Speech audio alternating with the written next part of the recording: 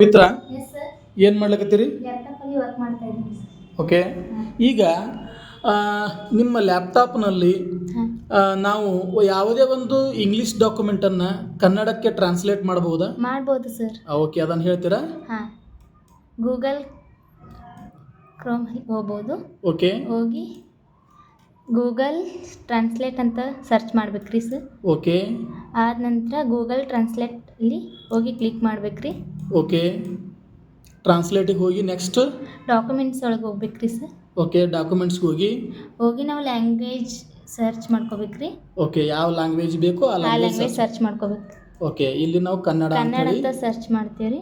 ಮಾಡಿಕೊಂಡು ಸೆಲೆಕ್ಟ್ ಮಾಡ್ಕೋಬೇಕು. ಹಾಂ, ಆದ ನಂತರ ಬ್ರೌಸ್ ಯುವರ್ ಫೈಲ್ಸ್ ಫೈಲ್ಸ್ ಒಳಗೆ ಹೋಗ್ಬೇಕ್ರಿ. ಓಕೆ, ನಂತರ ಬಯೋ ಅಂತ ನಾವಿದು ಸೆಲೆಕ್ಟ್ ಮಾಡ್ಕೋಬೇಕು. ಮಾಡ್ಕೊಂಡು ಓಪನ್ ಅಂತ ಹೊಡಿಬೇಕು. ಓಕೆ, ನೆಕ್ಸ್ಟ್ ಟ್ರಾನ್ಸ್ಲೇಟ್ ಹೊಡಿಬೇಕು. ಗೂಗಲ್ ಡೌನ್ಲೋಡ್ ಹೊಡಿದು ಸೇವ್ ಅಂತ ಹೋಗ್ಬೇಕ್ರಿ. ಓಕೆ, ಆ ಟ್ರಾನ್ಸ್ಲೇಟ್ ಆಗಿರೋ ಫೈಲು ಅಲ್ಲಿ ಸೇವ್ ಆಗಿರುತ್ತೆ. ಹಾಂ, ಬಯೋಯಲ್ಲಿ ಸೇವ್ ಆಗಿರುತ್ತೆ. ಓಕೆ, ಈಗ ನಮಗೆ ಬೇಕಾಗಿರುವಂಥ ಇದು ಫೈಲು ಕನ್ನಡದಲ್ಲಿ ಬಂದಿರುತ್ತೆ.